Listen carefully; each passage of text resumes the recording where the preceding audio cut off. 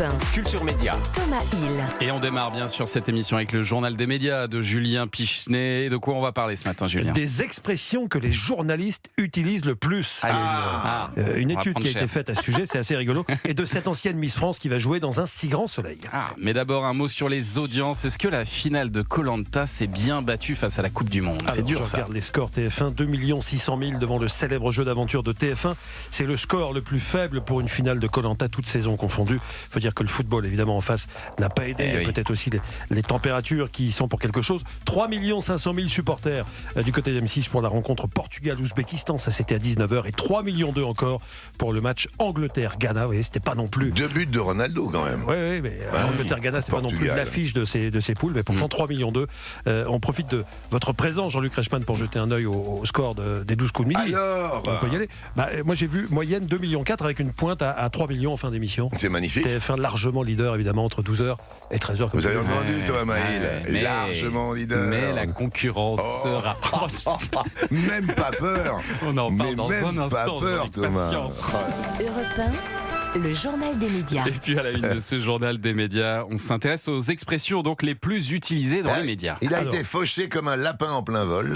Non, c'est pas dedans. Mais en voici quelques-unes qui ont été répertoriées par une étude de la plateforme Tagadet qui a été communiquée par Ouest France. Est-ce que vous avez... Tagadé. Alors, Soin. Voilà, les Alors, Dalton, ça bien fait sûr. pas partie. Non, La Julie. c'est l'expression qui a été la plus utilisée entre juin 2025 et le mois de mai 2026. Donc ces 12 derniers mois, c'est précis. C'est l'expression « sous le choc ». C'est ce qu'on entendrait le Les plus Français sont sous le choc. sous le choc dans les médias. Il y a au jour d'aujourd'hui, Non, souvent, c'est- les gens ils écoutez, disent... je vais vous dire ce qu'on a Non, également ça, c'est dans dans le top 10. Secret Service. Ah ouais. Alors, les journalistes n'utilisent pas forcément beaucoup cette expression. Là, on parle vraiment des journalistes. On a l'expression dans les territoires. Bah oui. C'est vrai qu'on n'ose plus dire en province. On a l'impression que c'est péjoratif C'est Dans les moche. de territoires. dire ça. J'aime pas trop. Moi non plus. Tiens, il y en a une que Anissa dit beaucoup. C'est envoyer un message. Bon, c'est pas vraiment une expression qui a été dit plus de 39 000 fois en près d'un an. Cerise sur le gâteau. Franchir la ligne. Le vent en poupe. Un pas de côté. Lever le pied. Ça, c'est ce que vous ferez vendredi prochain, Thomas, après la dernière de Culture Média. Tirer son épingle du jeu et vent debout. Voilà les 10 expressions qui seraient le plus souvent utilisées. Il a su tirer son épingle du jeu. Vent debout. On dit pas que c'est bien, que c'est pas bien, mais c'est vrai quand on utilise des expressions qui sont utilisées par tout le monde, parce Ouais. que Il faut se renouveler un petit voilà, peu, c'est ça le message aussi. Et puis alors dans le reste de l'actu des médias, les chaînes d'infos commencent à mobiliser leurs effectifs en vue des présidentielles. Qu'en est-il du côté de CNews? on a appris que Laurence Ferrari avait été nommée directrice du dispositif présidentiel 2027.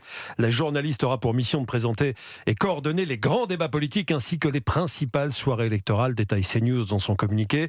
Cette fonction s'ajoute à toutes les autres qu'elle occupe, notamment dans son émission Punchline, qui est codiffusée sur Europe 1 et CNews toute la semaine à partir de 18h, rappelons-le. Et puis dans un tout autre registre, une animatrice télé va rejoindre le casting d'un célèbre feuilleton. Animatrice, chroniqueuse et ancienne Miss France. Il s'agit de l'actuelle chroniqueuse de Tout Beau Tout Neuf, Delphine Vespizer, qui va jouer dans Un si grand soleil. Alors, ce ne sont pas ses premiers pas dans la comédie, parce qu'il y a 10 ans, elle avait fait une apparition dans un épisode de Captain Marlowe. Et puis elle incarne aussi des personnages de Blanche et Rouge dans Fort Boyard. Delphine Vespizer apparaîtra dans le feuilleton de France 3 à partir, c'est tout bientôt, à partir du 14 juillet. C'est fou, tous ces gens de télé qui se mettent à faire des séries. Ne m'en Jean-Luc parlez Reichmann. pas, je ne comprends pas ce qu'ils font. Alors là, vraiment, c'est insensé quand même. C'est insensé. Je crois pas ça.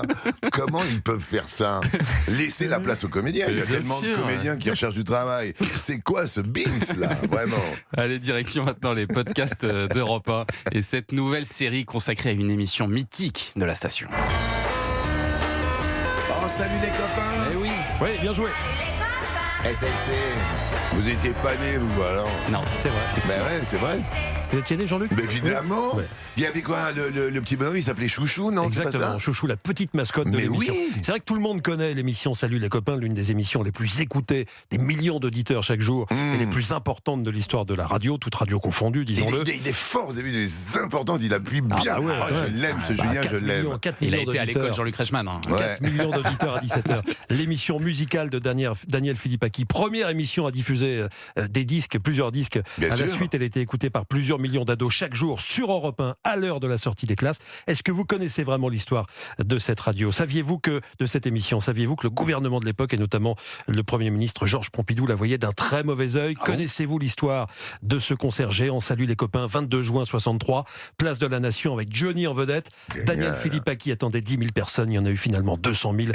Un concert géant et gratuit qui préfigurait quelque part celui de C'est ça, Europe 1. 6 ans plus tard. Tiens, ce concert Europe 1, c'était la folie. Extrait de ce podcast incarné par Isabelle Morizet.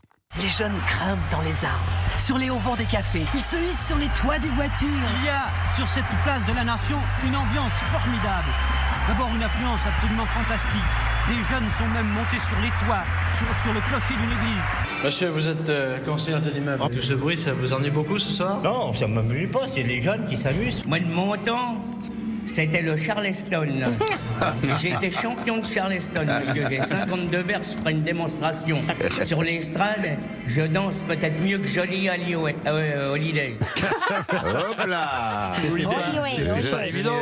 C'était pas évident de dire Johnny Hallyday quand on était éduqué au J'ai Charleston. 52 berges, mon petit. La véritable histoire de C'est Salut génial. les copains, titre de ce nouveau podcast en 4 épisodes raconté par Isabelle Morizet avec des archives évidemment de dingue. Il est en ligne sur le site et l'appli Europe 1 dans la Trop collection Destin Extraordinaire. Merci beaucoup Julien pour ce journal des médias. Allez, restez avec nous sur Europe 1 dans un instant.